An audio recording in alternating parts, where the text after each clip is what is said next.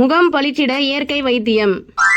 முட்டையின் வெள்ளைக்கரு. புரதம் மற்றும் வைட்டமின்கள் அதிகமுள்ள முட்டையின் வெள்ளைக்கரு சருமத்தை சுத்தம் செய்வதுடன் இறுக்கப்படுத்தும்.